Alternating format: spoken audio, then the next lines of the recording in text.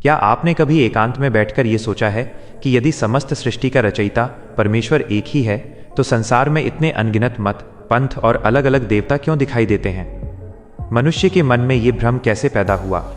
और सबसे महत्वपूर्ण प्रश्न, प्रभु यीशु मसीह ने बार बार ये चेतावनी क्यों दी कि सच्चे परमेश्वर को पहचानो?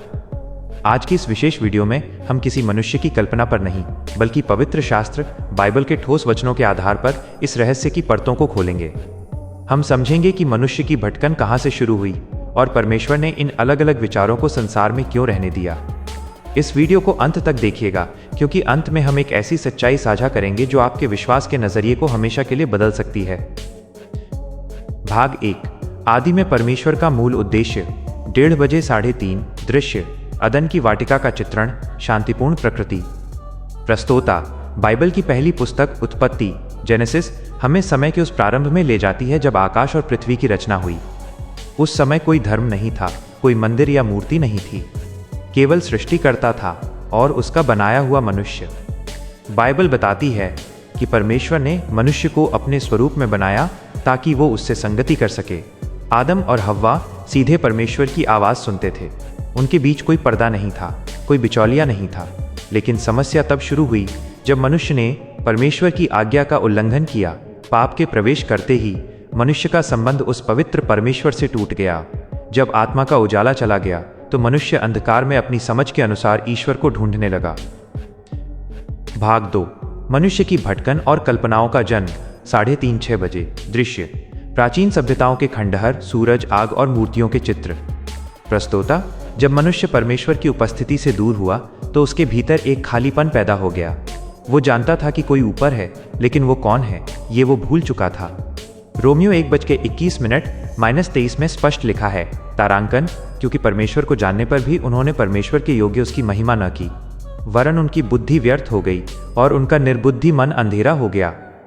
डर और विस्मय के कारण मनुष्य ने उन चीज़ों की पूजा शुरू कर दी जो उसे शक्तिशाली लगी। बिजली कड़की तो उसे देवता मान लिया, सूरज ने रोशनी दी तो उसे पूजने लगे। पहाड़ों और नदियों की विशालता देख उन्हें ईश्वर का रूप दे दिया। परमेश्वर ने निर्गमन 20:3 में स्पष्ट आज्ञा दी थी, मेरे सिवा तुझे दूसरे देवता न हों। यह केवल एक नियम नहीं था, बल्कि एक सुरक्षा चक्र था, ताकि मनुष्य उन शक्तियों के पीछे न भागे जो वास्तव में परमेश्वर नहीं है। भाग 3, भ्रम का जाल और झूठी शिक्षाएं। 6 बजे 8:30 दृश्य, युद्धों के चित्र, प्राचीन बलि प्रथाएं, अशांत भीड़। प्रस्तोता, जैसे जैसे समय बीता ये धारणाएं गहरी होती गईं। मनुष्य ने अपनी सुख सुविधाओं के लिए अलग अलग देवताओं की रचना की, धन के लिए अलग, युद्ध के लिए अलग, ज्ञान के लिए अलग। बाइबल बताती है कि इस भ्रम के पीछे एक आत्मिक शक्ति भी कार्य कर रही थी। अंधकार की शक्तियां चाहती थीं कि मनुष्य कभी भी सच्चे और जीवित परमेश्वर तक न पहुंच पाए। इसी कारण संसार में हजारों विचार पैदा हो गए, लेकिन इस भीड़ में सत्य कहीं दब गया था। यही कारण है कि परमेश्वर ने समय समय पर अपने नबियों, प्रॉफिट्स को भेजा ताकि वे चिल्ला चिल्लाकर कहें, लौट आओ, तुम्हारा सृष्टिकर्ता एक ही है। भाग 4, यीशु मसीह का आगमन - सत्य का प्रकाश। 8:30 11:30 दृश्य, यीशु मसीह के जीवन के दृश्य, उनका उपदेश देना। प्रस्तोता, जब संसार इस आध्यात्मिक अंधकार और भ्रम के चरम पर था, तब परमेश्वर ने स्वयं को प्रकट करने का सबसे महान तरीका चुना। उन्होंने अपने एकलौते पुत्र यीशु मसीह को इस पृथ्वी पर भेजा। यीशु मसीह केवल एक महान शिक्षक या चमत्कारी पुरुष बनकर नहीं आए। उन्होंने एक ऐसा दावा किया जिसने पूरे संसार को हिला दिया। उन्होंने यूहन्ना 14:6 में कहा, मार्ग और सत्य और जीवन मैं ही हूं, बिना मेरे द्वारा कोई पिता के पास नहीं पहुंच सकता। यीशु ने लोगों को धर्म के कर्मकांडों से निकालकर पिता के प्रेम से परिचित कराया। उन्होंने सिखाया कि परमेश्वर पत्थर की मूर्तों में या केवल ऊंचे पहाड़ों पर नहीं रहता, बल्कि परमेश्वर आत्मा है और अवश्य है कि उसकी आराधना करने वाले आत्मा और सच्चाई से आराधना करें। यूहन्ना 4:24। यीशु ने वह चेतावनी इसलिए दी ताकि लोग उस सच्चे सोते को पहचान सकें जो प्यासी आत्मा को तृप्त करता है। भाग 5, परमेश्वर की अनुमति और स्वतंत्र इच्छा। 11:30 दोपहर के 1:30 बजे दृश्य, 2 रास्तों का चित्रण, एक संकरा और एक चौड़ा। प्रस्तोता, अब एक बड़ा प्रश्न उठता है, यदि परमेश्वर सर्वशक्तिमान है तो वो इन भ्रमों को मिटा क्यों नहीं देता? वो सबको एक ही रास्ते पर चलने के लिए मजबूर क्यों नहीं करता? इसका उत्तर है स्वतंत्र इच्छा, फ्री विल। परमेश्वर ने हमें रोबोट नहीं बनाया। वो चाहता है कि हम अपनी मर्जी से सत्य को पहचान कर उससे प्रेम करें। वो हमें अवसर देता है। बाइबल सिखाती है कि वो धीरज धरता है ताकि कोई नाश न हो, वरन सबको मन फिराव का अवसर मिले। ये भिन्नता और ये समय केवल इसलिए है ताकि हर मनुष्य को परखने और चुनने का मौका मिले कि वो सृष्टिकर्ता की ओर जाना चाहता है या सृष्टि की वस्तुओं की ओर। भाग 6, अंतिम चेतावनी और निष्कर्ष। दोपहर के 1:30 बजे, दोपहर के 3 बजे।